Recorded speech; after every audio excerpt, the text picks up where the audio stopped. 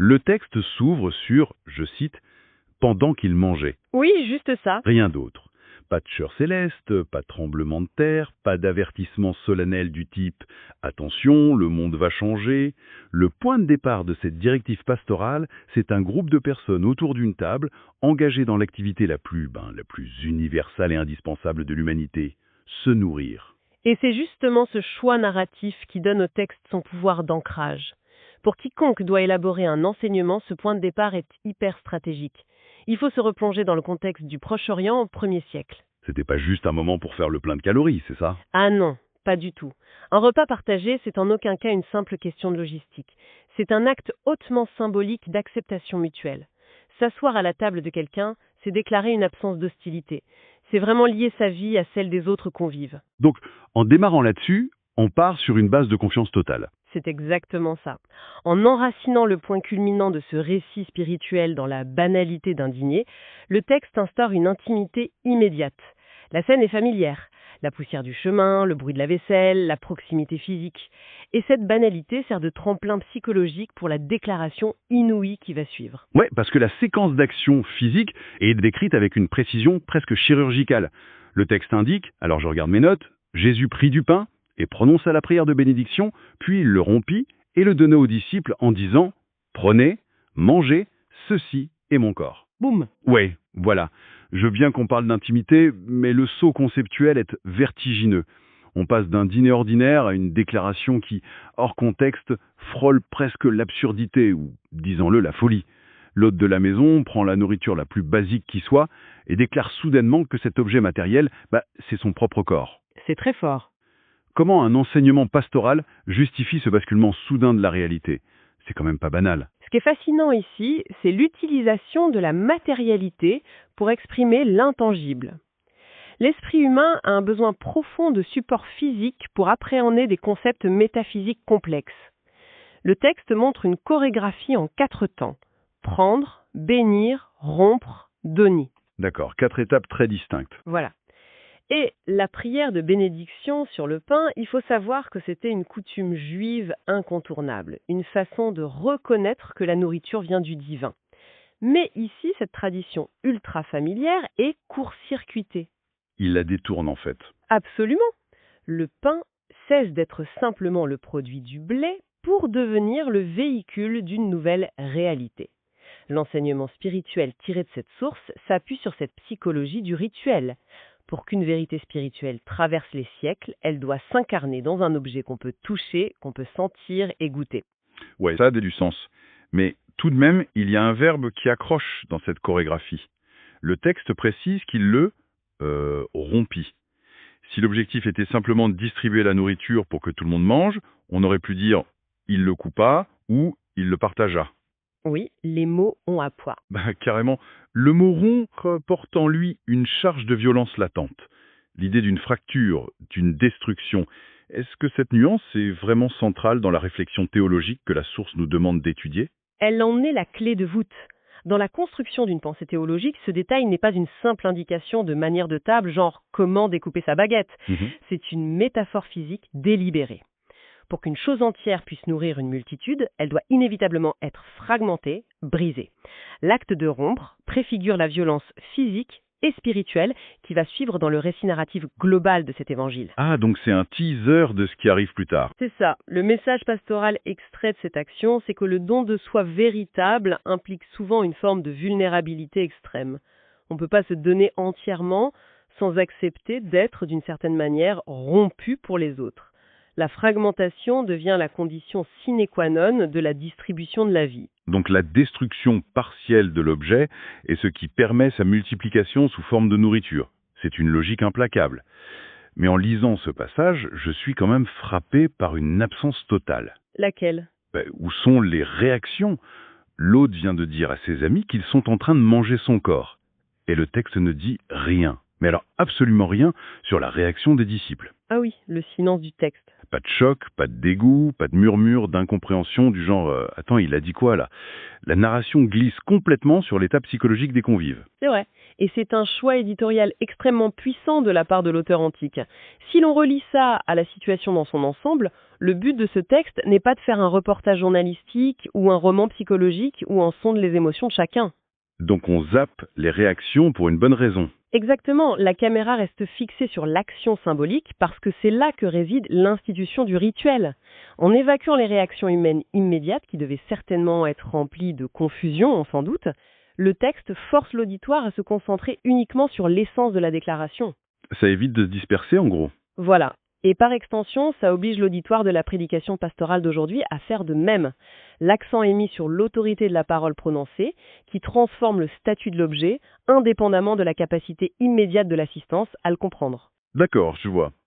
Le pain est rompu, la métaphore du corps est posée. Mais le pain seul ne suffit manifestement pas à sceller la dynamique qui est en train de se créer. Et c'est là que ça devient vraiment intéressant. Oh que oui. Parce que le récit opère une transition vers un concept infiniment plus vaste et plus lourd de conséquences. Versets 27 et 28.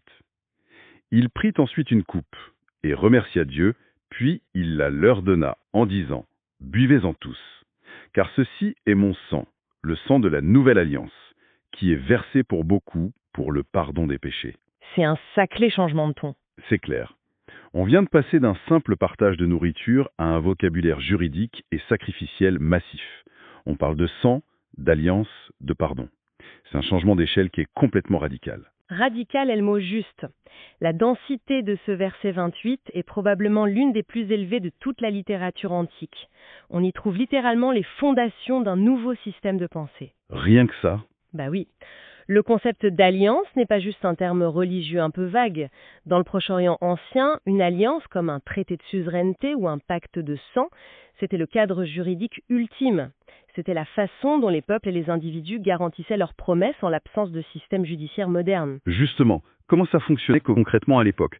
Parce que, pour un esprit contemporain, l'association entre le sang et un contrat, ça semble archaïque, voire un peu macabre. Pourquoi une alliance nécessite la mention explicite du sang versé? Pour comprendre l'impact de ce verset sur ses premiers auditeurs, il faut visualiser comment les contrats majeurs étaient ratifiés à l'époque. Historiquement, faire une alliance impliquait souvent de sacrifier des animaux. Ah, d'accord. On les coupait en deux et les contractants devaient marcher entre les morceaux sanglants. C'était une façon très viscérale de dire genre que je subisse le même sort que mon propre sang soit versé si je brise les termes de cet accord. Ah ouais, c'est intense. C'était pas juste une signature en bas d'une page. Pas de tout. Le sang était la monnaie de la garantie absolue. Il représentait la vie. Ainsi, quand le texte parle du sang de la nouvelle alliance, il signale une réinitialisation complète du système relationnel entre le divin et l'humanité. Une mise à jour du contrat en quelque sorte. C'est ça. Mais la nouveauté stupéfiante ici, c'est que l'initiateur de l'alliance ne propose pas le sang d'un animal tiers, il propose le sien. L'encre du contrat, pour utiliser une métaphore un peu plus moderne, est remplacée par un sacrifice personnel d'une ampleur vertigineuse. C'est un renversement de situation colossal quand on y pense. Le signataire majeur paye la clause de garantie de sa propre vie avant même que le contrat ne soit violé. Exactement. C'est une démarche prompte et radicale. Et le texte ajoute un but fonctionnel très précis à ce versement contractuel. C'est pour le pardon des péchés. Ce qui m'interpelle dans la directive pastorale, c'est la tension entre le microcosme de cette pièce et la revendication macrocosmique qui est faite. C'est-à-dire? On a un homme, une douzaine d'amis, une coupe de vin dans une pièce sombre. Et pourtant, la déclaration prétend que ce geste hyper intime a une juridiction cosmique, qu'il est capable d'effacer les fautes et de redéfinir la moralité pour beaucoup. Comment un texte peut soutenir une telle disproportion? C'est tout l'enjeu de l'enseignement spirituel que la source vise à construire. La puissance du récit réside précisément dans cette asymétrie-là. Le texte ne sépare pas l'événement historique local de son application universelle. Les deux sont liés. Toujours. Au contraire, il ancre l'acte de salut global dans l'action spécifique, matérielle et reproductive de cette coupe partagée. Le sang n'est pas présenté comme le résultat d'un assassinat politique tragique ou, d'un accident de l'histoire. C'est pas un dommage collatéral. Moral. Pour la réflexion théologique, le rituel physique devient alors le canal temporel par lequel cette réalité métaphysique, donc l'effacement des erreurs passées, présentes et futures, est rendue tangible pour quiconque participe à ce repas, même des siècles plus tard. Je comprends la mécanique du pardon, c'est très logique dit comme ça. Mais soyons honnêtes, si on prend du recul sur l'atmosphère de cette scène, c'est extrêmement lourd. C'est sûr que c'est pas très joyeux. Bah ouais, on a un corps fracturé, du sang versé pour valider un pacte mortel, l'évocation des péchés. Si le texte s'arrêtait bêtement à la fin du verset 28, on aurait affaire à un testament tragique, une sorte de culte de la mort ou du sacrifice pur. Un récit très sombre, en effet. Mais juste au moment où l'atmosphère devient vraiment étouffante, le récit opère un pivot total. Au verset 29, on lit « Je vous le dis, je ne boirai plus désormais de ce fruit de la vigne, jusqu'au jour où je le boirai nouveau avec vous dans le royaume de mon Père. » Le contraste est saisissant. En effet, et c'est crucial, la trajectoire du texte refuse de s'écraser sur le mur de la mort. On sort instantanément de la terminologie sacrificielle et juridique pour entrer dans le registre de la promesse. Ça fait souffler un peu. C'est ça. On entre dans l'eschatologie, c'est-à-dire l'étude de la fin des temps et de l'accomplissement ultime. On dirait presque l'analogie d'un toast d'adieu, mais un toast dépourvu de fatalisme. Il est super facile d'imaginer quelqu'un qui, après avoir prononcé les paroles les plus graves de son existence, lève sa coupe une dernière fois, la pose fermement sur la table et déclare, le regard fixé sur ses amis, un truc du genre « Écoutez-moi bien, je ne boirai plus une seule goutte de ce vin jusqu'à ce que nous soyons tous ensemble de l'autre côté sains et saufs, à la maison. » C'est une très belle image. Ce n'est pas un adieu définitif qui clôture l'histoire, c'est la garantie d'un rendez-vous futur. La séparation immédiate est avalée par la certitude des retrouvailles. Cette image du toast d'adieu capture vraiment bien l'essence de la directive pastorale. Un enseignement spirituel ne peut pas survivre à long terme s'il est uniquement fondé sur le deuil ou la culpabilité d'un sacrifice. Les gens finiraient par lâcher l'affaire, c'est trop pesant. Bien sûr, il a impérativement besoin d'espérance. Le dernier verset agit comme une soupape de sécurité narrative et psychologique. La mort et le sang versés sont anticipés, ça c'est incontestable, mais ils sont immédiatement encadrés par la perspective du royaume. Donc le pire n'est pas la fin de l'histoire. Non, le banquet n'est pas annulé par la tragédie à venir. Il est simplement reporté et délocalisé dans un espace de perfection. C'est ce qui permet au texte de générer de la résilience chez ceux qui l'écoutent. La souffrance présente devient un état transitoire, une petite parenthèse avant la reprise de la célébration. Il y a une gestion du temps dans cette petite poignée de versets qui donne le vertige honnêtement. On a l'impression d'assister à une compression temporelle extrême. Absolument.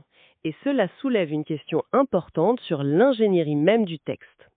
En l'espace de 4 petites phrases, l'auteur a tissé les 3 dimensions du temps. Ah oui, on les retrouve toutes. Le passé, d'abord, est encapsulé dans l'adjectif « nouvelle alliance », qui présuppose implicitement une ancienne alliance, toute une histoire biblique antérieure qui trouve ici son point de bascule. Ok, donc le passé, c'est check. Ensuite, le présent est d'une matérialité absolue. L'ordre de prendre, de manger et de boire, c'est l'action physique requise dans l'immédiateté de l'instant. Et enfin, le futur est projeté avec une certitude implacable vers ce banquet nouveau dans le royaume. C'est brillamment structuré. Oui. Le rituel instauré ici fonctionne comme une véritable machine à voyager dans le temps pour l'esprit de l'observateur. Il commémore un acte passé tout en anticipant une réalité future, le tout vécu dans l'expérience physique du présent. Alors, qu'est-ce que tout cela signifie au final? Quand on examine les pièces de ce puzzle, on comprend parfaitement pourquoi notre source affirme que ces quelques lignes suffisent à bâtir un enseignement théologique complet. La matière est inépuisable. Ouais. La densité de l'information est remarquable. On est parti d'une scène d'une banalité totale, le bruit d'un pain qu'on déchire lors d'un repas du soir, et on l'a traversé la redéfinition juridique d'un pacte cosmique par le sang pour atterrir sur la promesse d'un banquet éternel. C'est un sacré voyage. Le texte réussit l'exploit de lier l'objet le plus ordinaire à l'horizon le plus vaste imaginable. Il n'explique pas les grands mystères de l'univers par des concepts super abstraits que personne ne comprend. Il le fait par l'expérience physique de la faim, de la soif, du corps brisé et de l'espoir d'être réunis. C'est un condensé magistral de mécanique narrative, c'est indéniable. Mais tu sais, la beauté des textes anciens réside souvent dans les petits détails rugueux qui résistent à une interprétation trop lisse. J'aimerais soulever une dernière réflexion issue de notre source avant de conclure. Vas-y, je t'écoute. Au verset 28, lors de la déclaration sur le sang de l'Alliance, le texte précise qu'il est versé pour beaucoup. Ouais, pour beaucoup. Il aurait été extrêmement facile et peut-être même plus logique pour un texte qui vise la rédemption cosmique de dire qu'il est versé pour tous. Ah ouais, c'est vrai ça. C'est pas pareil. Mais le mot choisi est beaucoup. C'est une spécificité linguistique qui intrigue profondément les analystes. Pourquoi ce choix? Bonne question. Est-ce le reflet d'une limite dans l'application de ce pardon, ou bien est-ce une façon de souligner la nécessité d'une adhésion volontaire, impliquant que l'alliance est offerte à une multitude, mais ne s'applique qu'à ceux qui acceptent de s'asseoir à la table? Waouh, ça change tout. C'est le genre de détail en apparence mineur qui transforme un simple récit historique en un abîme de réflexion. Pour beaucoup, mais pas explicitement pour tous. C'est fou. C'est le genre de nuance qui change complètement la perspective sur un texte qu'on pensait connaître par cœur. Cela prouve une fois de plus que la puissance d'une idée réside souvent dans la précision millimétrique de ses mots. Tout à fait. Écoute, sur cette question qui mérite de résonner longtemps après notre exploration, pour ceux qui nous écoutent, on referme nos dossiers pour aujourd'hui. À la prochaine pour continuer à extraire la complexité cachée juste sous la surface de nos sources.